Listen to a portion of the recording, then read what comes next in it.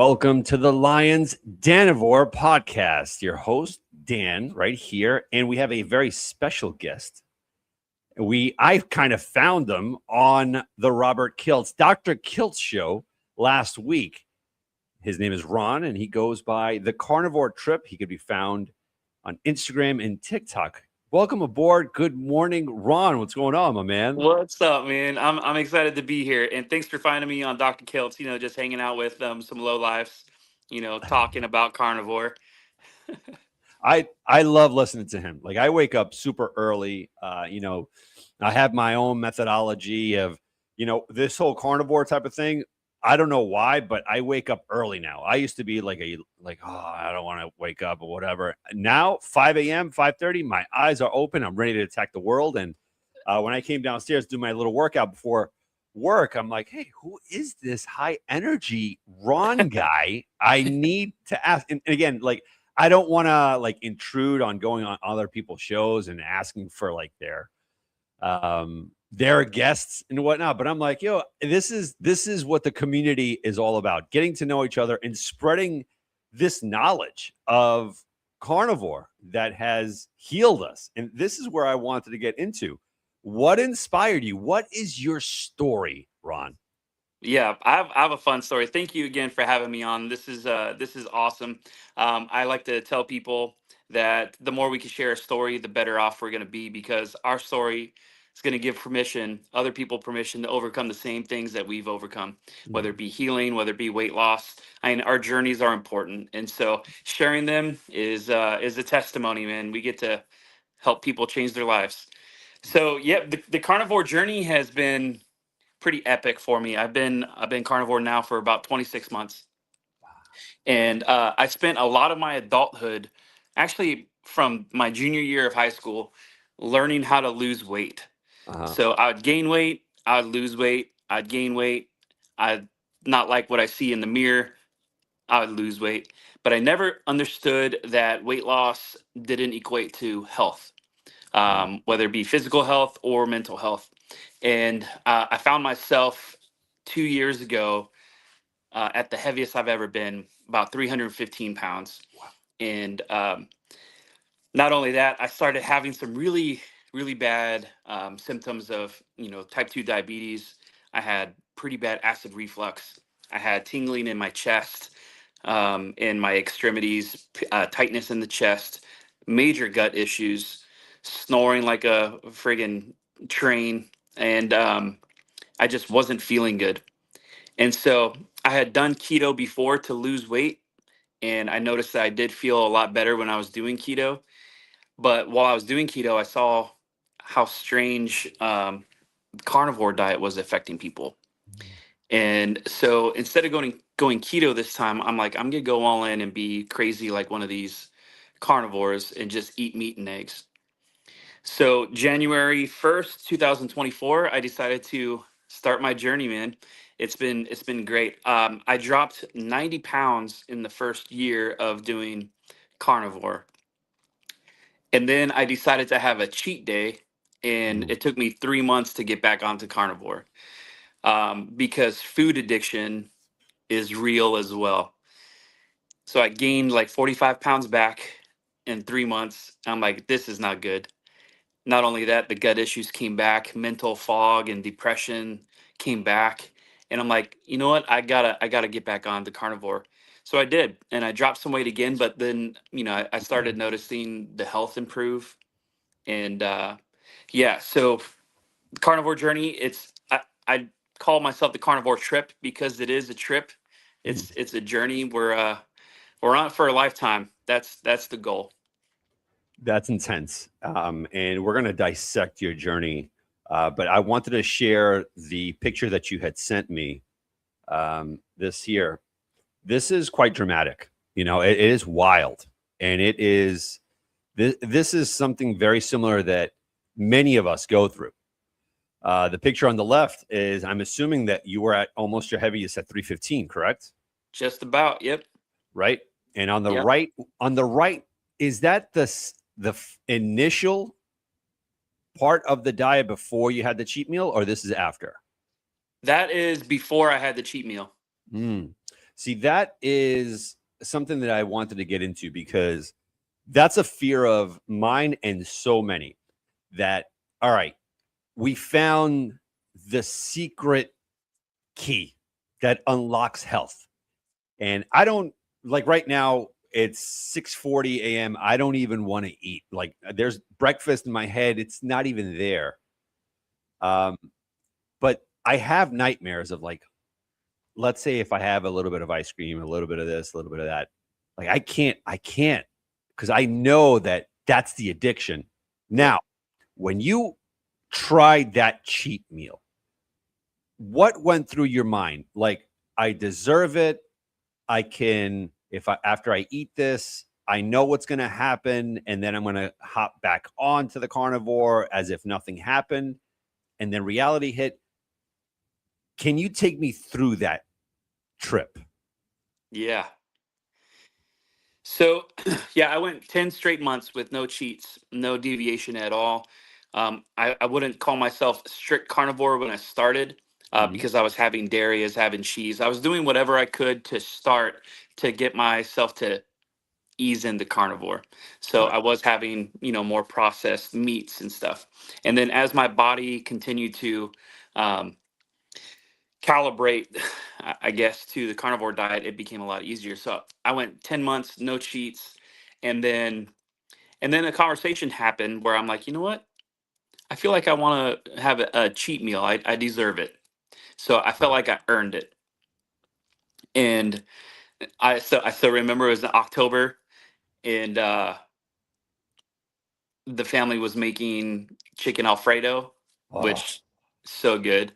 what? And I put my name down for making the garlic bread, and you can't try it right now, but I make some really good garlic bread. Um, and so I'm like, you know what? This smells good. It looks good. I've been doing good. I've dropped 92 pounds. I'm gonna go ahead and have a cheat meal, and I Mhm. should be fine. Now, as I've continued on in this journey, I realized that food addiction is actually a real thing. And carb addiction and sugar being as addictive as they are, I didn't realize how strong of a tie I still had to food uh, before I started this little cheat trip as well. So I had the food, and I'm like, I should be good. Tomorrow, I'll just hop right back on, and then one thing led to another. 3 months later, I'm 45 pounds heavier and feeling like crap again. But the thing for me too is I'm a service plumber. I work for a high end home design and remodeling company, Mm. and the stress of work sometimes can get you to emotionally eat as well. So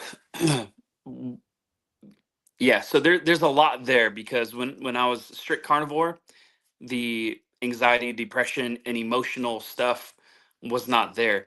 But as soon as I introduced the carbs and sugars back again, I was a mess, Mhm. complete mess.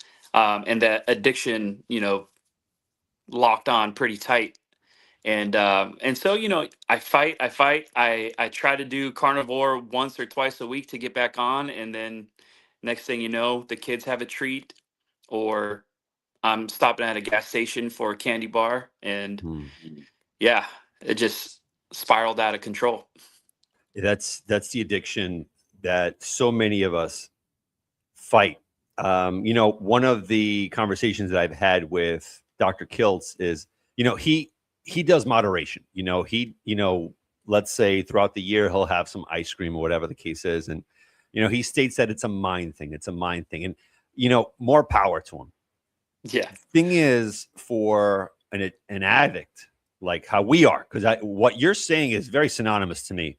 I still thank God haven't had a cheat meal because of what I'm hearing, right? And I've heard it from so many others that the moment I introduce that, it's like heroin, it's like crack, cocaine. Not, I've never experienced that, but on the show, I've had people that have overcame alcohol, drug addiction, and when I hear their testimonies, I'm like, oh my goodness, this is very similar to this. And this is where I wanted to even dive even deeper, kind of like the movie Inception. I want to get Yeah. to like that root.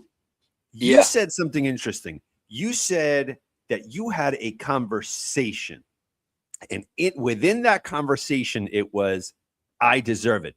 Where was that conversation? Was it external with someone, or was that internal within your soul, within your mind, where you said to yourself, you know what, man, I I've been so disciplined, I deserve it. Or was it with another person?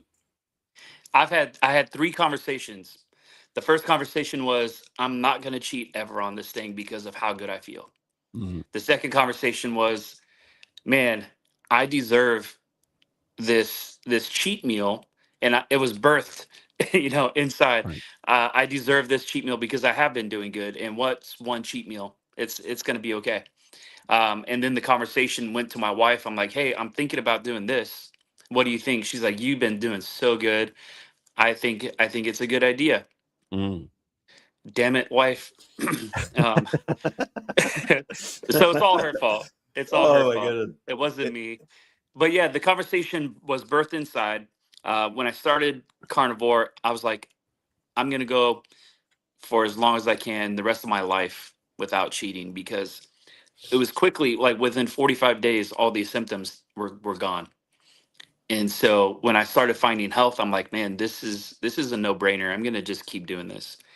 And then I actually said a couple times, and I made a couple Mm. posts about it, that I had healed my food addiction because, after 30, 45 days or so, I felt like I wasn't craving anything. And then 10 months later, here comes the thought like, oh man, I should probably have a cheat meal.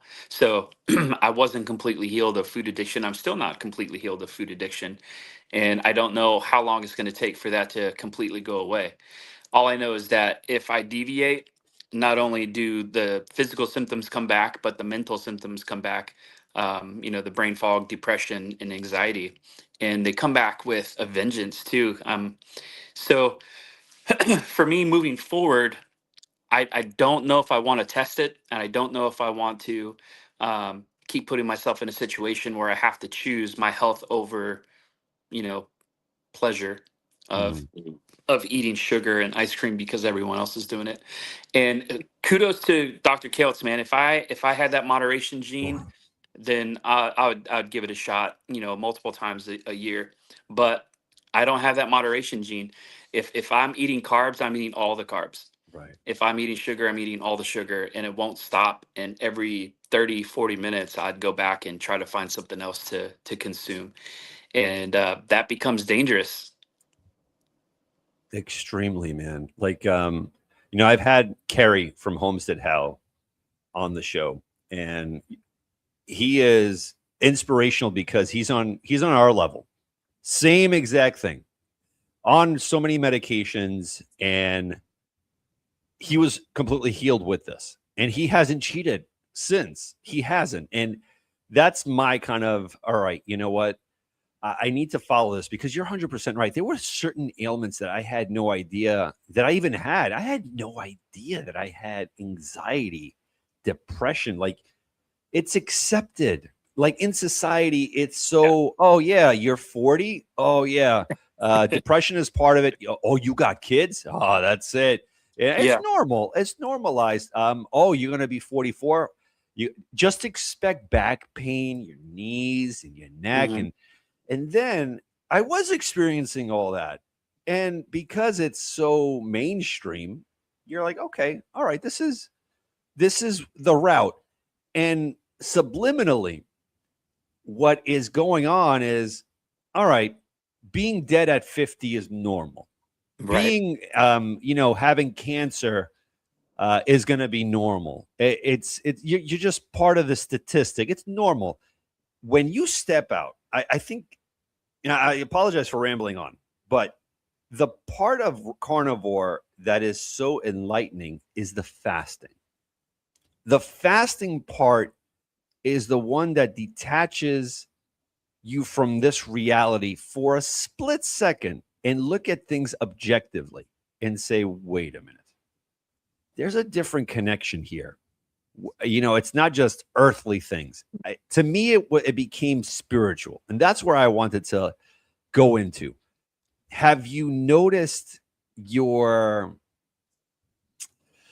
sixth sense kind of marriage where you start looking at things so differently, but in a clear manner? Yeah. Before I go into that, I just want to say, yeah, the more we watch, television and stuff, the more that my kids are seeing these commercials for pharmaceutical drugs, with happy people dancing and singing about their ailments being band-aided by Monjaro, Ozempic, Skyrizi, all these Right. different things. And like you alluded to, when you become 40, when you're older, I'm 42. When you're a little, past your 40s, people start asking, what's your lineup look like? What pills are you taking?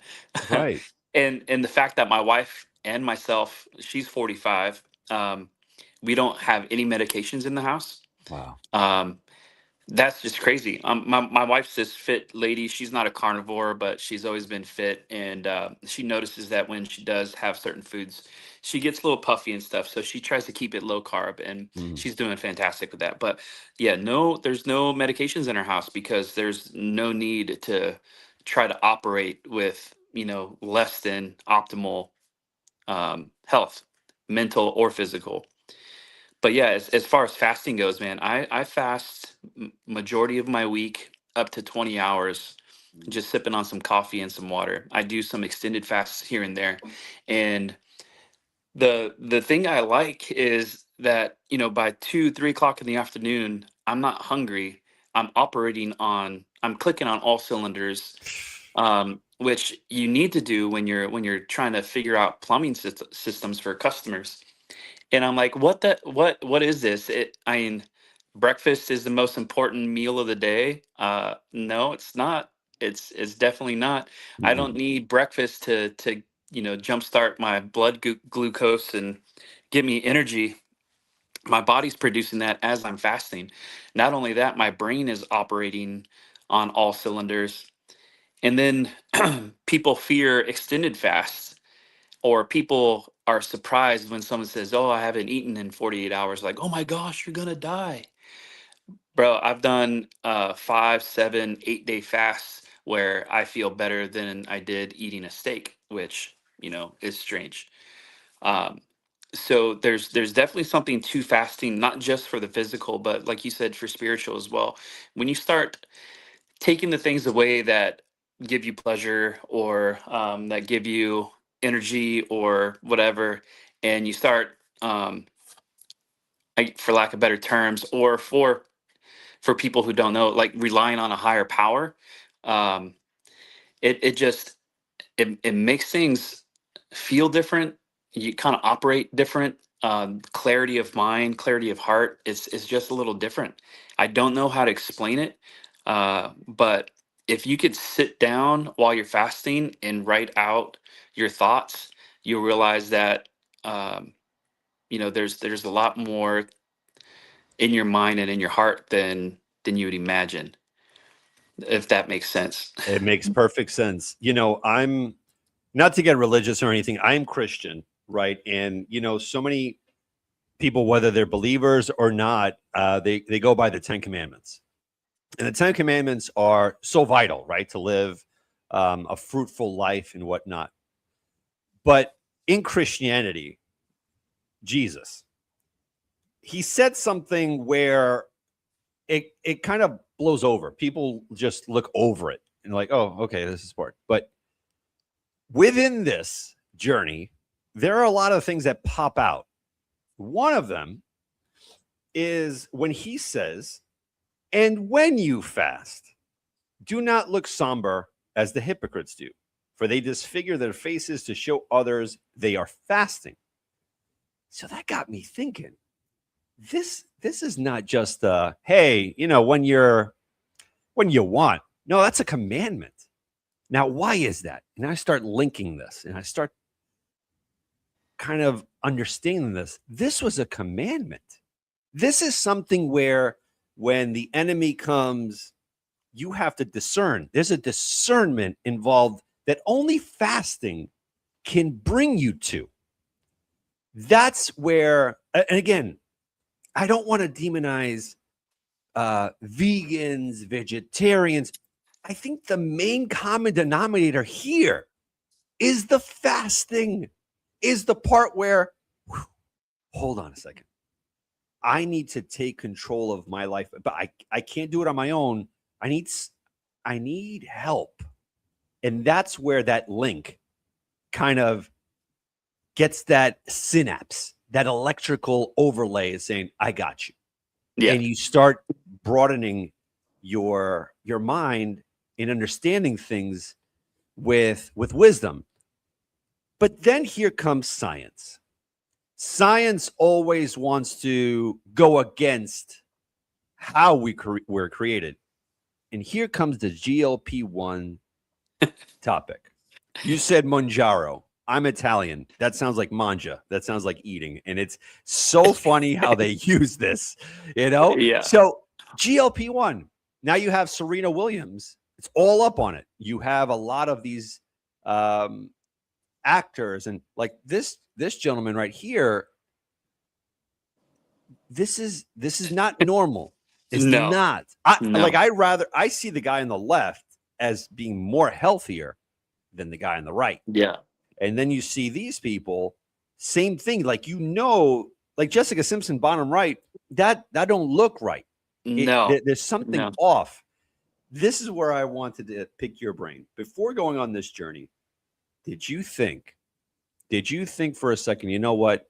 I might have to go on maybe one of these drugs. Maybe I might have to do a gastric bypass. Maybe you know what?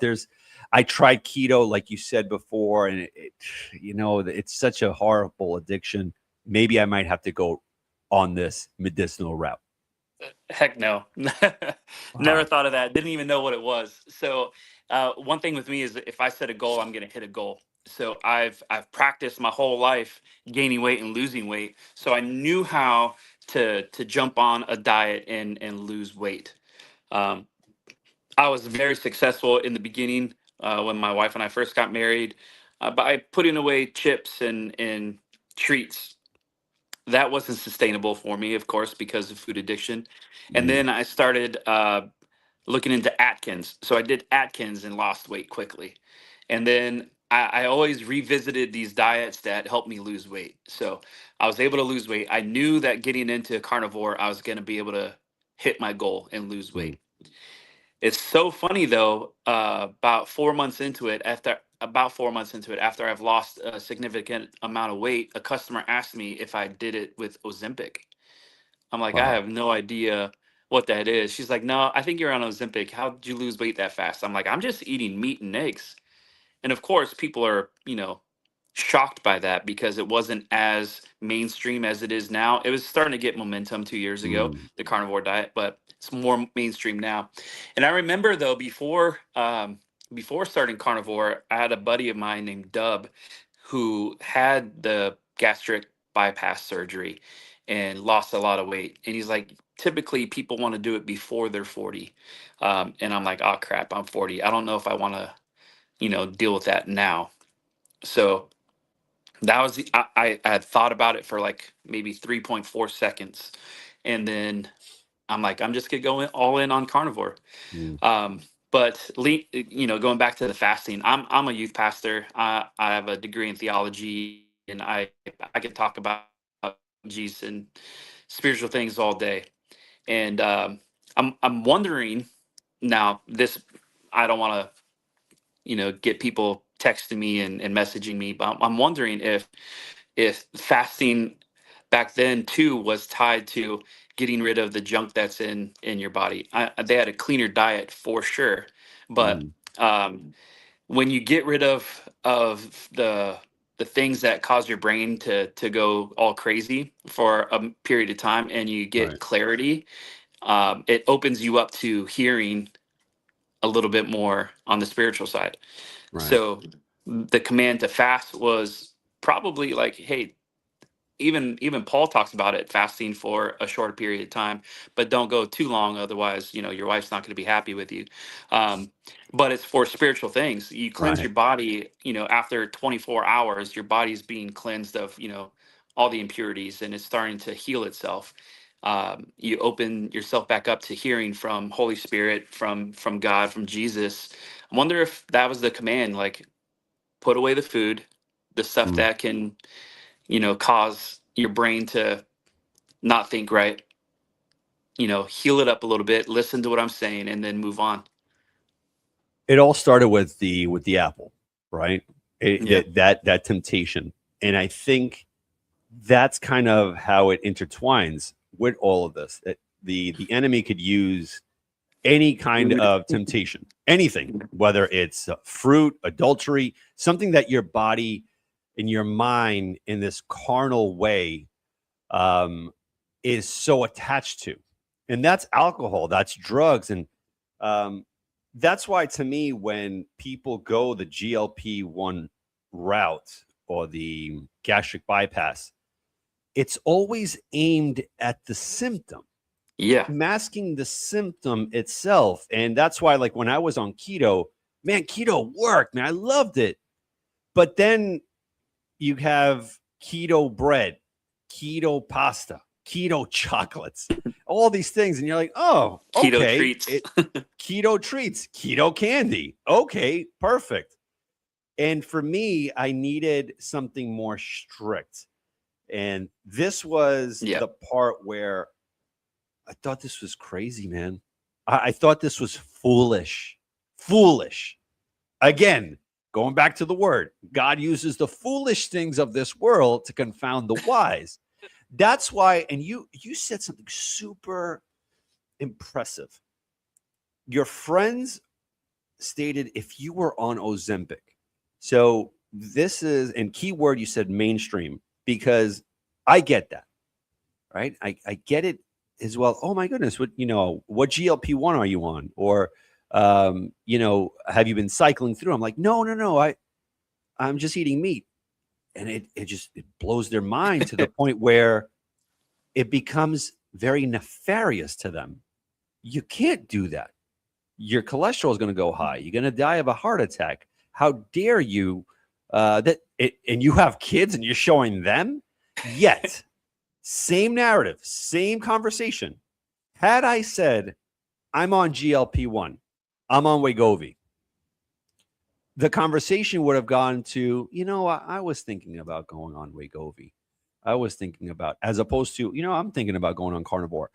Why? That's my question to you. Why do you think there's such a dichotomy? Why do you think there's such a separation where you want to go one route that's natural, and then, but it's more acceptable going the pharmaceutical route for the normal population?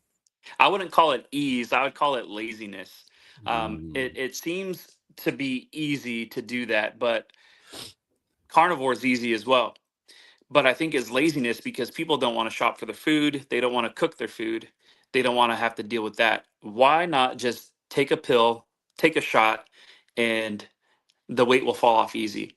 I did all my weight loss without even stepping foot in a gym.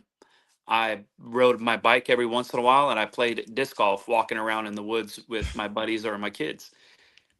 That's easy.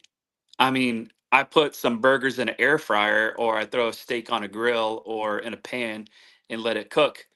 That's easy. You take a shot that's going to give you some crazy side effects and people will say that that's the way to go. You're foolish, man. That's ridiculous. I mean, I think it's America's identity is everything has to be quick, everything has to be easy, but it's just made people so lazy. And I tell this to people all the time, we need to unlearn some things before we relearn some things. And I for me, even though I was so food addicted, and I'm pretty sure this could be for you, definitely for my kids, and I'm guessing everyone out there. If I were to have a bowl of ice cream in front of me or a juicy ribeye, 100% of the time, I'm going to choose the steak over the ice right. cream. I could walk around my house with my phone and I'll do a little video of my kids. They're off doing, playing Legos or whatever. I'll walk up to them and just do a quick video. I have like three or four of them in my phone. Mm, Hey, would you rather have steak or ice cream? 100% of the time, they're salivating and wanting steak. right. So that should tell people something as well. Our bodies are going to start craving what they're meant to have. We're not meant to have ice cream, although we can salivate at the thought of ice cream, but Mm. that's without the steak being in front of you as well. Sometimes the ice cream sounds really good, but your bodies are meant to have real food, and your body craves it. It'll salivate at the sight of a juicy burger patty, a juicy steak, even some eggs. So, I mean, I think people have just become too lazy and they're looking for ease, but then they're not realizing that weight loss does not equate to health. You're a youth pastor and you're preaching right now because right now you nailed it. People rather, this is what I just uploaded on the phone right now. So if you see me on the phone, I'm just uploading a couple of things. It's all good. Yeah. So people want this, and this is subcutaneous. So there is a sharp needle puncturing your skin in order to lower your insulin rather than using this as thy medicine. But I was on this mentality. I never did it, but before going on this, I was contemplating this. It's crazy because the more you dive into these kind of thought processes, you can't sleep at night. You're thinking, man, how can I make life better? My family's suffering. I have no energy. This is where they get you. I think Yeah. this is where pharmaceutical companies have a perfect concoction. Even the food industry, they know exactly what they're doing. When I was talking to Dave Mack, he said, he found out that there are certain Dave Mack and somebody else that I spoke to. There are bliss points that they work at where when you eat like McDonald's, all these fast food, even what I used to do before carnivore when I was on keto, I used to go to Wendy's and I would order the Baconator. Baconator. Right, that's four patties with bacon and American cheese, and I'd be like, hold the bread. Now I got to draw the line somewhere. I'm on keto.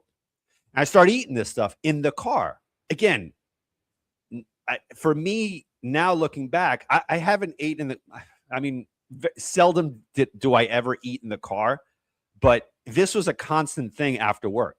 And I'd be just chomping down on this, thinking this is good. And then now knowing that these companies, there's something in the meat, there's something in there to bring you back the next day. Cause I would go back there again and Yeah. again and again, thinking this is good for me. This is good for me, as opposed to cooking on my own. I think they have us so fine tuned to depend on them. And I think that's where I wanted to segue. The dependency of science as opposed to the dependency of what's best for us. Yeah.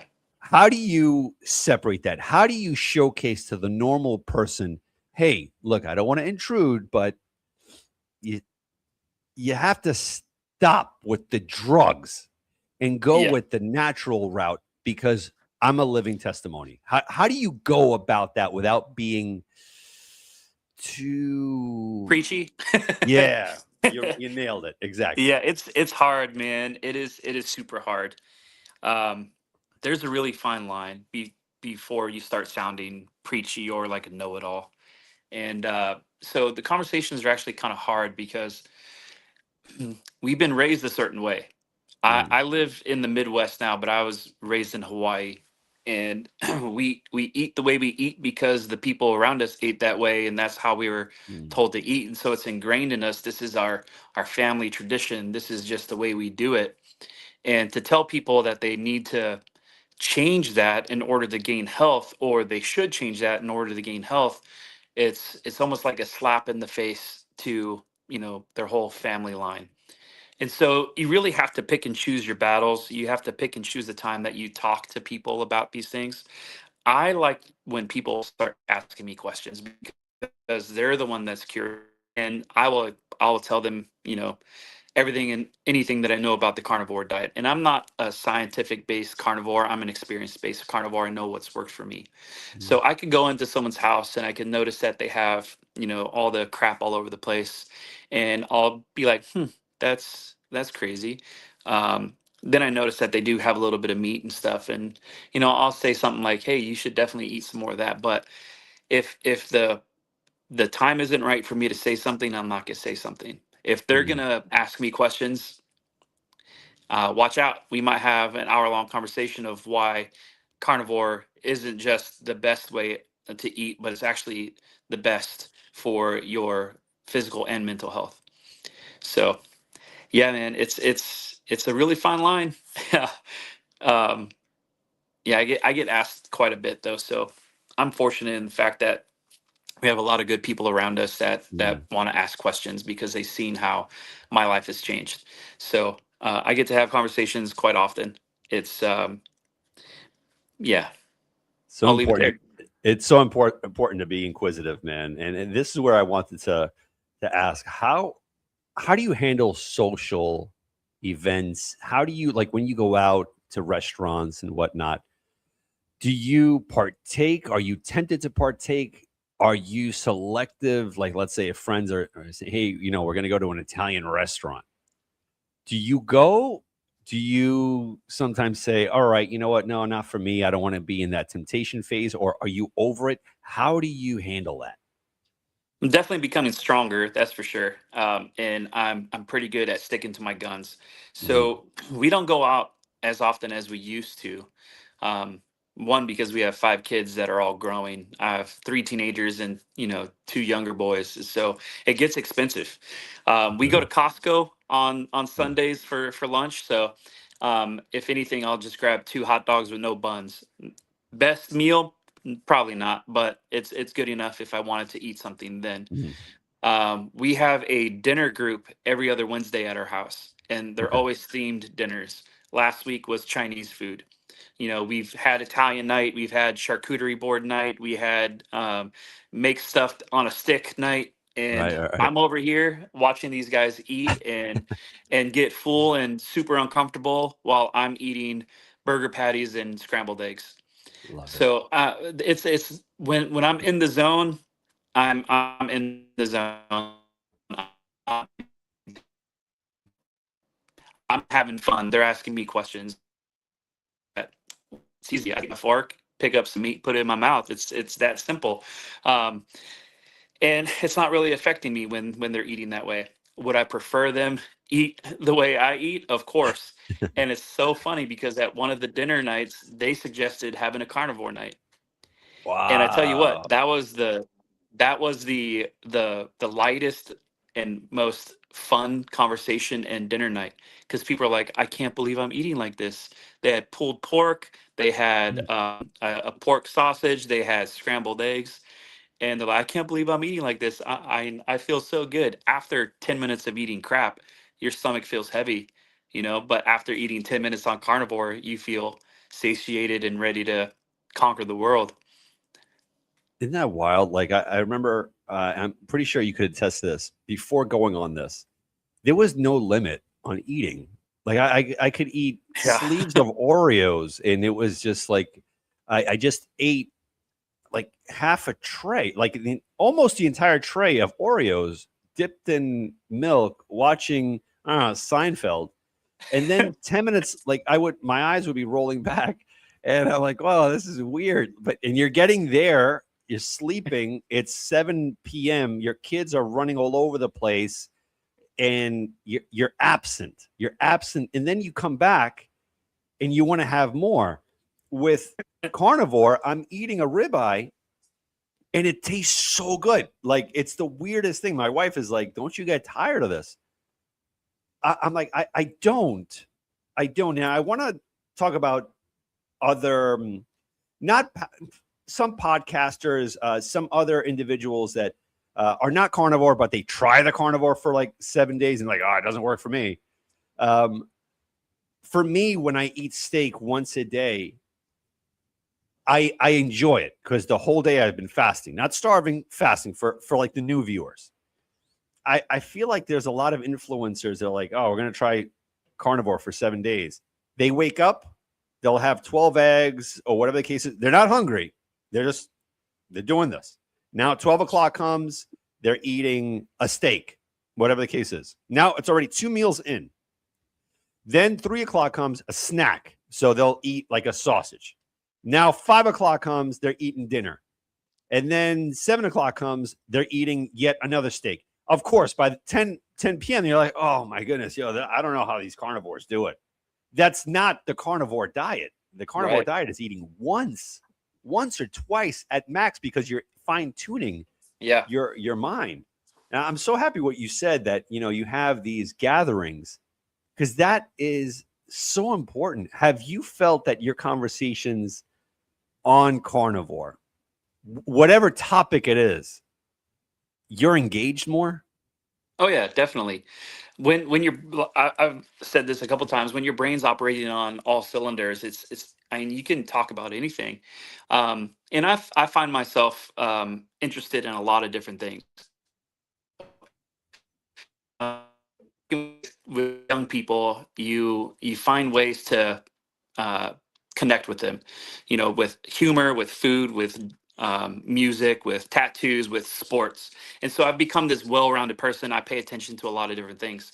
When Mm, people are talking about anything, my brain is like picking up on all these different things, and my it's firing all cylinders. I'm able to talk about anything to anyone.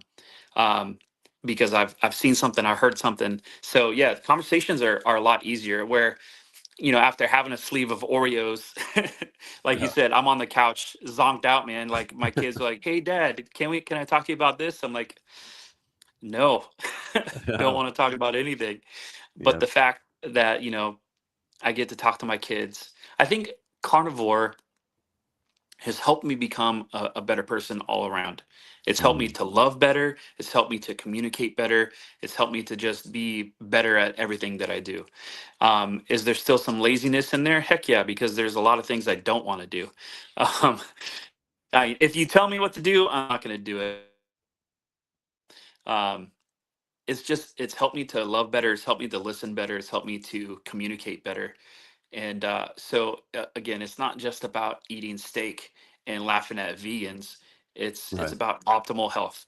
If you're not going after optimal health, what are you doing? Weight loss does not equal health. Does it Right. improve cardiovascular endurance? Definitely, weight loss will do that. But does it improve your heart health? Does it improve your mind? Does it improve your joints? Does it improve all that stuff? Does it make you feel like you're superhuman? I mean, I think we can all walk around feeling like that, but not everyone's going to want to do it. And that's the sad reality. You nailed it 100%. Now, I'm just going to wrap it up with just one more question.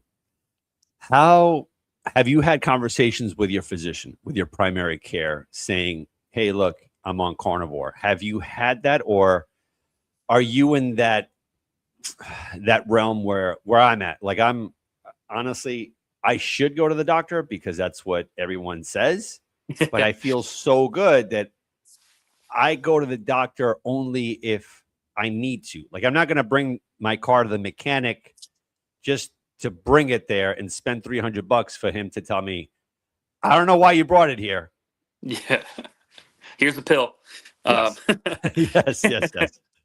yeah. So there's a couple different things. It just started snowing, man. That's crazy. Oh, where are you Um, at? I'm in Ohio. Oh man, I'm in New York. I'm expected to look like Siberia in about 3 hours here. Yeah, we're supposed to get 2 to 3 inches today into overnight. Oh, I'm Yeah, it just started. jealous. It's beautiful. Um, so before I started the carnivore journey, I was getting shots in my right knee. Um, because it's just kind of deteriorated. I grew up tiling with my dad, and I never used knee pads because I thought I was too cool for knee pads. And so Mm. blunt force trauma, my knee hitting concrete all the time, is kind of worn away at the kneecap and the bone underneath the kneecap. So I'd get shots all the time. Then I started losing weight on the carnivore diet, and my doctor's like, "Oh my gosh, you're doing the thing. You're getting the weight off your body to relieve some of the pressure and the pain on your knee. How are you doing it?" I said, I'm doing keto carnivore," and he was stoked, super stoked about that.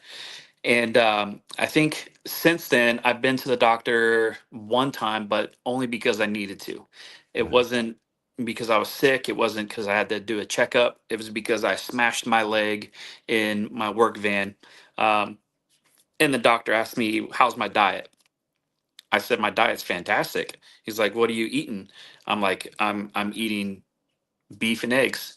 And he did more the, okay. And he didn't want to go there. He didn't want to keep the conversation going. So that was all I was asked by the doctor. And then it just went on to, we should, get you to another doctor, another specialist. And so I've had one conversation with not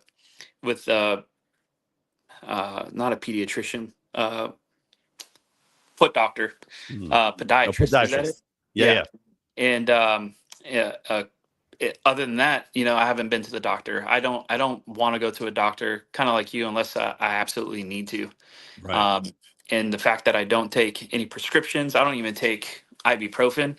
I don't do any of that. Um, I don't feel like I need to go to a doctor anytime soon, unless I break a leg, Right. chop my finger off, something like that. I'm gonna stay away from the doctors. And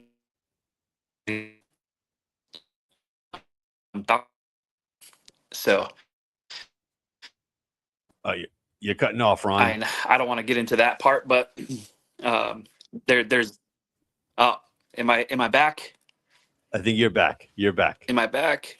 Yeah, yeah. There you are. Okay. Yeah. See, that's what we're talking about. NASA can talk to someone on the moon, but they can't get our Wi-Fi to work in the next room Right. over. I always find that fascinating. But Back in what, I mean, 1967, just the red phone. They used the bat phone to get in touch with the president. Yeah, I'm on here. Everything good? How's the yeah, weather up there? It's a little brisk. yeah.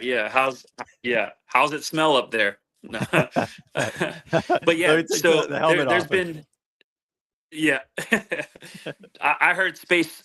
I heard space smells like seared steak, though. That's what I did hear. Mm, So, um, but yeah, there's been instances in my family. I have three family deaths. My sister, mm, my mom. Well, not three, two family deaths and one near death. My dad almost died because of doctors um, prescribing or telling them that they should do this or that. So I try to stay away from doctors because they don't know nutrition, they don't know optimal health, they know how to band-aid things, or they know how right, to fix broken things. And right. because I don't have a broken thing, I'm not going to go to the doctor. So there's Uh, that. my condolences first off, my man. Yeah, thank you. I know the feeling. It's tough because it's like I common thought is blaming the doctor, but it's the curriculum. There's so much involved behind it, and that's why we are our best physicians. We look in Oh the yeah. mirror, we see what's going on. I mean, I do something that is frowned upon sometimes, but it is what it is. I check my weight every morning. Every morning I hop on the scale and I have a log. I have a log of probably 3 years that's in my bathroom, concealed, and I look back. I look back 3 years ago, right? I'm like, wow. At this time, I was 235. I was struggling. My goal was 200. That was my goal. I could never get there, Ron. I could never get there.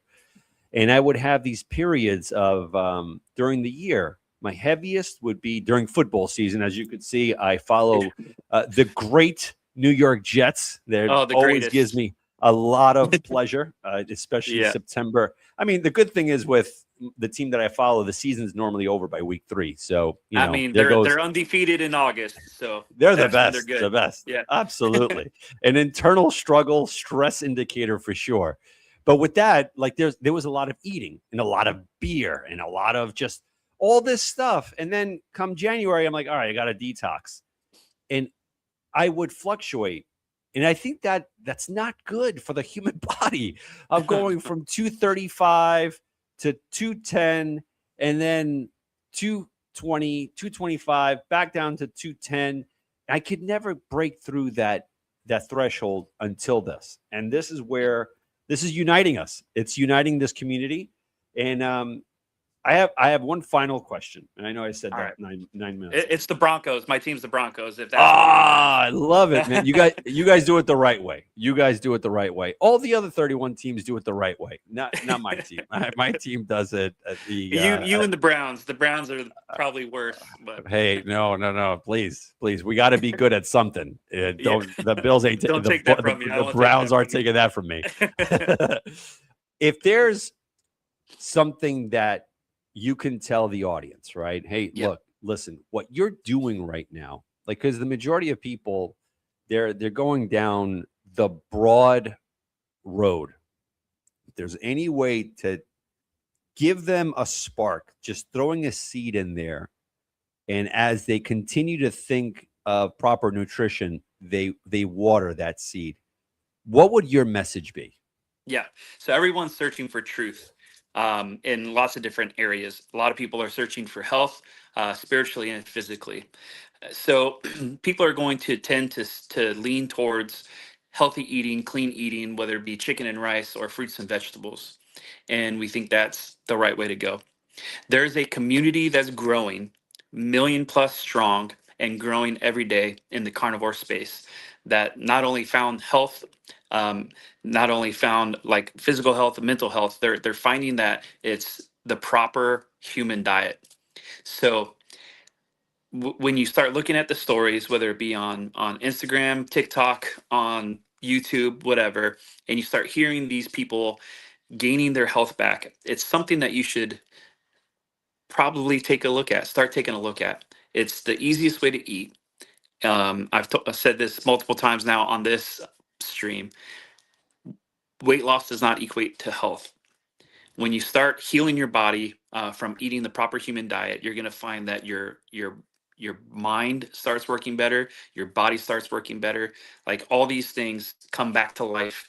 So I just encourage anyone out there that wants to give the carnivore diet a shot, to give it more than 30 days, more than 60 days, give it 90 days to see how it actually affects your life. And if at that point you see no benefits, do whatever you want. But if you see the benefits in the carnivore diet after 90 days, it's definitely something that you should stick to. So good luck on your journey. If you try that, you can hit me up at the Carnivore Trip on Instagram or on TikTok, and you can continue to ask questions. If I don't know an answer, I have plenty of people in the community that I could send you to get you the right answer. So that's it, man. I encourage anyone to do it. Steak is way better than an apple, for sure. Absolutely, Ron. I'm truly humbled, man. Thank you so much for hopping on the pod. You're more than welcome to come on whenever, dude. Whenever I have like live streams or whatnot. What a joy it was to talk to you. You were authentic, genuine, and that's what it's all about. So I appreciate you, man. Hey, thank you for having me, dude. I appreciate you inviting me. Have a great one, man. God Yeah, you bless. too. And Yep. keep carnivoring, baby. Yes, let's go. Steak and eggs. Let's go. Bye,